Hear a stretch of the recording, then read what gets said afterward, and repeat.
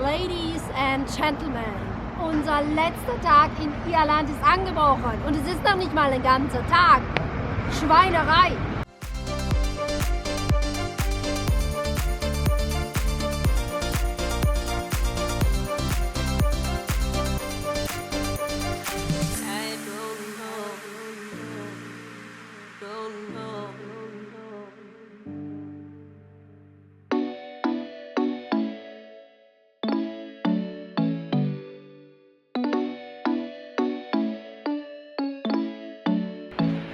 Hallo Reisefreunde! Unglaublich aber wahr, die Sonne scheint. Das hat sie irgendwie in den letzten Tagen nie gemacht.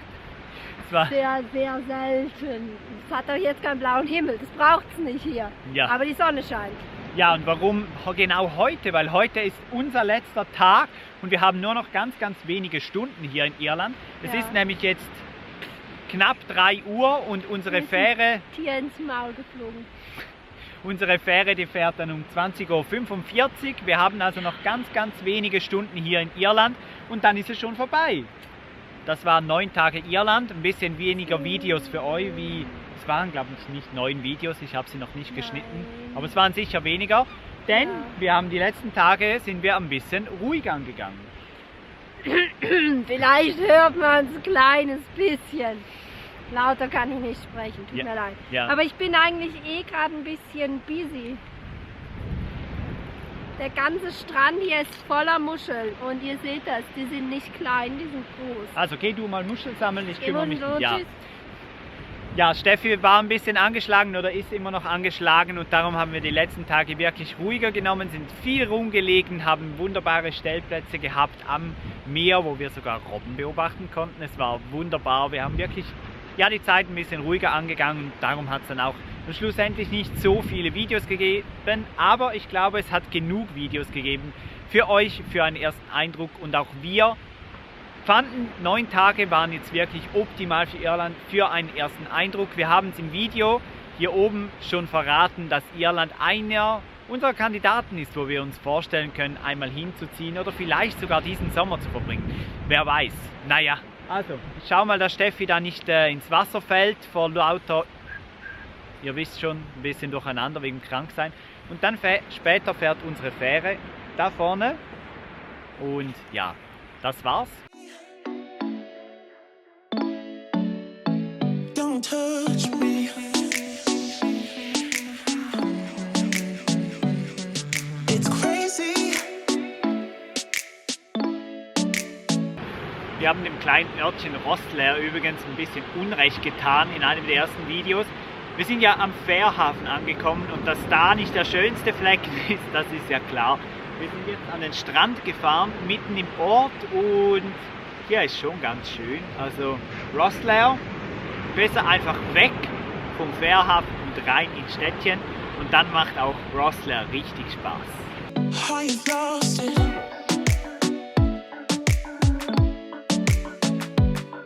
Oh baby, stop calling me dumb, dumb, dumb. It's none of your business. I'll run, run, run.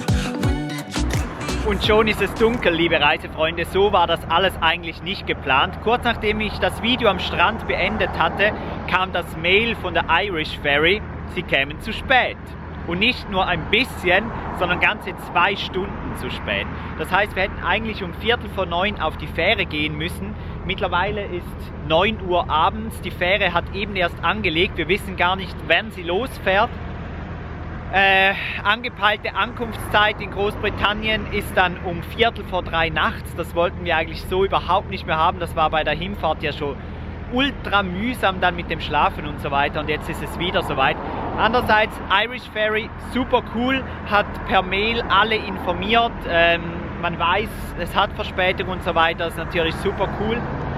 Ja, jetzt hoffen wir, dass nicht zu viele Autos kommen. Es kommen da schon ganz viele, dass wir auch einen guten Schlafplatz bekommen. Das wäre natürlich optimal, dass wir vielleicht ein bisschen schlafen können. Und ja, die Infos von Steffi zur Überfahrt und zu den Preisen, die gibt es dann später. Sie kann momentan nicht so gut sprechen.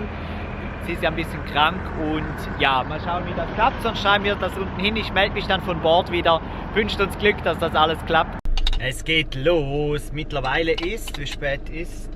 21:46 Uhr, also wir haben genau eine Stunde Verspätung bis jetzt. Das heißt aber, Handy weg, da wir boarden erst jetzt. Steffi hat sich noch gemütlich eine Schale Cornflakes gegönnt. Gemütlich bis zur Hälfte, dann wurde es hektisch. Dann wurde es hektisch, weil auf einmal ging es los. Ich bin auch wunderschön beleuchtet durch den Vordermann und die Bremslichter. Und ja, jetzt fahren wir da langsam rein und dann schauen wir mal, dass wir einen gemütlichen Platz finden, wo wir die halbe Nacht wieder verbringen dürfen. Ich hoffe ja, dass das Schiff relativ schnell ablegt. Du sagtest ja, das sei das Ziel der Reederei, oder? So ein bisschen. Ja, also irgendwo werden die Verspätung ja reinholen wollen. Bloß kann man halt im Internet nachschauen, wann die Schiffe schon wie Verspätung hatten. Und tatsächlich hat die schon seit mindestens heute Morgen früh um 8 Uhr 2 Stunden Verspätung. Also irgendwas muss heute Nacht passiert sein, wir wissen es auch Sie nicht. schreiben infolge schlechtem Wetter. Wetter? Wetter. Katze. Oh, Katze, ja. Bist du Das mitgekommen? war's. Captain speaking. My name is Rhys James, and on behalf of Irish Ferries, the officers and crew, I'd like to welcome you all on board the Isle of Inchmore.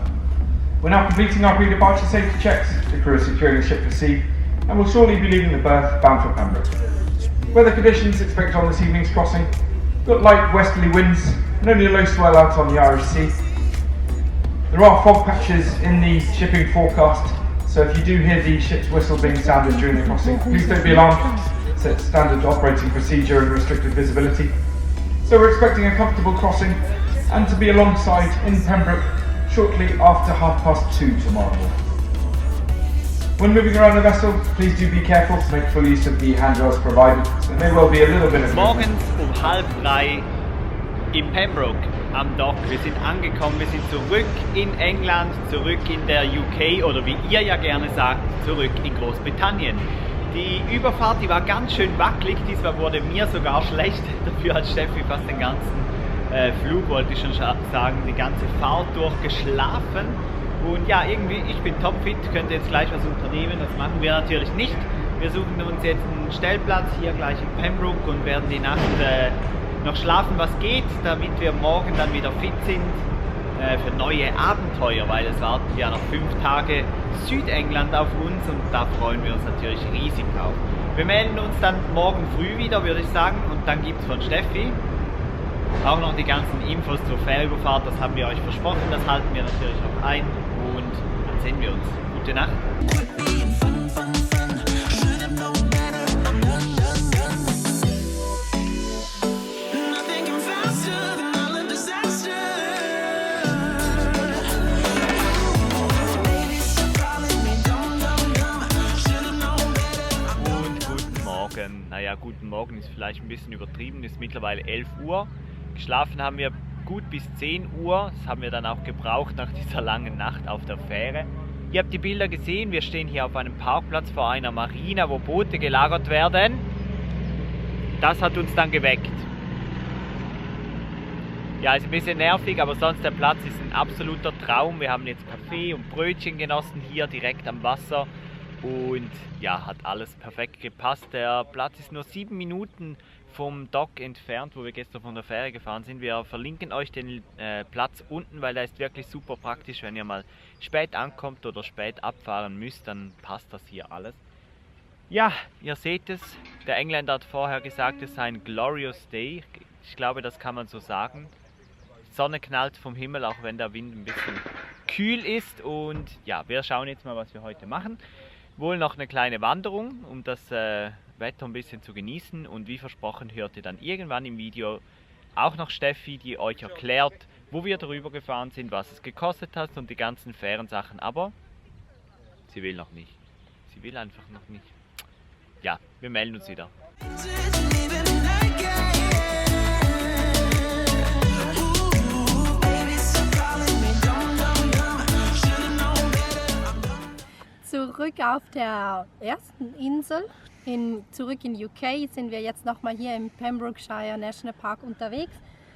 Nochmals durch Wales. Eigentlich wollten wir das gar nicht, eigentlich wollten wir hier zufahren, aber das Wetter heute ist einfach zu gigantisch, als dass wir das im Auto verbringen wollen, weil wir müssen weiter unten über Bristol alles zurück, und nächstes Ziel ist wahrscheinlich Exmoor. Exmoor Ponies, habe ich da mal gehört. Und das ist halt ein ziemlich weiter Fahrweg und deshalb haben wir uns jetzt entschieden, dieses herrliche Wetter einfach draußen zu genießen, nochmal hier wandern zu gehen. Wir haben jetzt hier, glaube ich, etwa 8 Kilometer vor uns, 5 irgendwas Meilen und ja, nehmen wir euch einfach noch mit, so ein Irland, Wales zusammen Vlog. Genau, du hast ja immer noch eine Aufgabe, das verspreche ich den Zuschauern schon lange. Du kannst jetzt das jetzt machen, du kannst das später machen, du musst es einfach noch Ich glaube machen. aber, das wird jetzt zu viel Laber, wenn ich hier noch weiter Also dann laber. zeigen wir Deshalb erst- machen wir das später.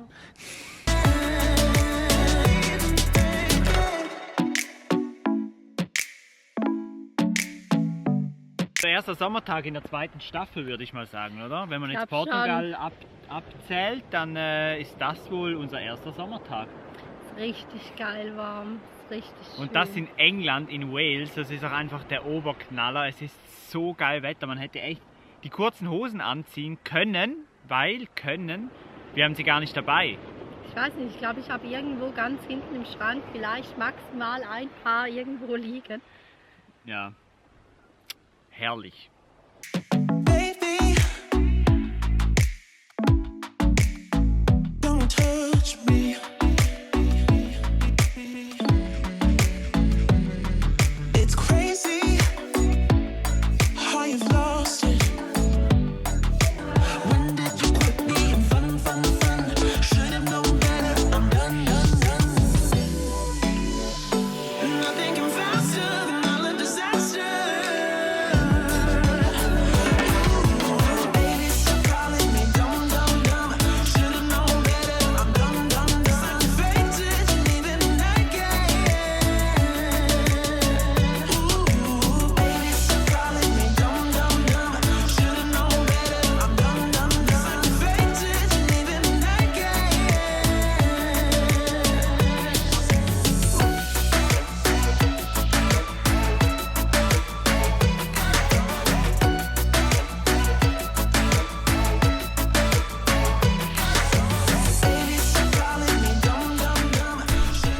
Zum Schluss des Videos noch die versprochenen Zahlen für die Fähre. Also einerseits gibt es ja mal verschiedene Möglichkeiten, wie man von Großbritannien aus nach Irland kommen kann.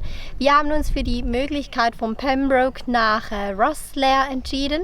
Wir haben das Angebot von der Irish Ferry gebucht, weil man könnte auch mit Stena Line von Fishguard. Fishguard, genau, nach Rosslare fahren. Fishguard und Pembroke, die liegen nur unweit auseinander in Wales. Das ist die kürzeste Strecke hier im Süden. Ich glaube, von Schottland nach Nordirland ist es noch eine halbe Stunde kürzer.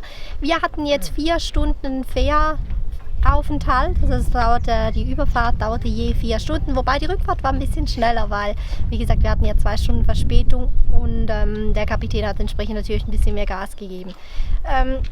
Gekostet hat uns das mit Motorhome, also mit einem Campervan, Länge 6 Meter, Höhe, ich glaube pauschal 3 Meter, hat uns 315 britische Pfund gekostet. Umgerechnet ist das jetzt hier unten, weil das weiß ich nicht mehr auswendig. Ich glaube, es sind gegen die 400 Franken, aber das steht ja jetzt da. Es gibt auch noch die Möglichkeit von Liverpool, respektive dort heißt es, glaube ich, Holyhead, nach Dublin überzusetzen. Diese Fähre dauert aber einiges länger. Ich glaube, die geht gegen 8 Stunden rum. Und ist entsprechend natürlich auch teurer, weil man einfach länger auf der Fähre ist. Von Rosslare nach Pembroke oder andersherum fährt die Fähre jeweils 2-mal. Also hin und zurück, das sprich, sie ist 4-mal, kreuzt sie den, was ist das? Das Atlantik? Kaspische Meer. Kaspisch. Ja. Kaspische Meer, da hat sich jeder informiert. Täglich. Bei unserer Fähre mit Irish Ferry war noch cool. Wir bekamen jeweils so 12 bis 24 Stunden zuvor nochmal eine E-Mail und eine SMS an die hinterlegten Daten bei der Buchung. Und die haben dann halt nochmal informiert. Und gerade jetzt bei der Rückfahrt war dann schon die Information drin. Also bereits am Vormittag, obwohl wir ja erst um 8:45 regulär abgefahren wären. Schon am Vormittag haben wir die Info gekriegt, dass die Fähre Verspätung hat. Und dann kann man immer nachschauen. Es gibt dann so einen Link, den kriegt man sowieso. Und da kann man immer nachschauen, ob die Fähre planmäßig unterwegs ist, weil man kann dann auch nachschauen, kommt sie planmäßig vom anderen Ende hin und so weiter. Und Da kann man sich auch gut drauf vorbereiten. An Bord hatten wir gratis WLAN. Und sie werben auf der Internetseite damit "and it works" und das hat auch gepasst. Wir konnten tatsächlich während der ganzen Fährfahrt YouTube-Videos oder auch sonstige Sachen anschauen. Ich glaube, du hast bei der Hinfahrt nach Irland auch was hochgeladen, oder? Nee, das hat nicht funktioniert. Das hat nicht funktioniert, aber Video anschauen, das hat funktioniert und das war halt ja schon schön. Geschaukelt hat es mäßig, bei der Hinfahrt hat es höher geschaukelt, bei der Rückfahrt dafür in alle Richtungen ein bisschen. Aber ja, ich fand die Überfahrt eigentlich gut. Die Häfen sind relativ klein, da kann man sich kaum verfahren und ja, war alles total unkompliziert. Man musste nichts ausdrucken, man konnte einfach seine Buchungsnummer am Check-in angeben. Das war eine gute Erfahrung. Was meinst du? Absolut zufrieden mit der Leistung, tipptopp. Irish Ferry können wir nur empfehlen. Ja. Und das war's jetzt mit Irland. An Bord ist es aber ziemlich teuer. Also wir können Ja. nur empfehlen, da sich selber ein bisschen zu versorgen, weil der Shop, der ist ziemlich teuer. Ja, und bevor ich jetzt also ich muss mich ziemlich schnell jetzt aushusten, deshalb, wenn euch das Video hier Wales, Irland und alles zusammen gefallen hat, lasst gerne einen Daumen nach oben da. Wir müssen jetzt sowieso die Blumen ins Wasser stellen und wir sehen uns dann das nächste Mal wahrscheinlich aus Südengland. Tschüss zusammen, macht's gut und was sollen sie uns denn schreiben? Europa ist geil. Genau. Schreibt alle mal Hashtag Europa ist geil unten in die Kommentare einfach, Weil es geil ist. weil es geil ist. Tschüss.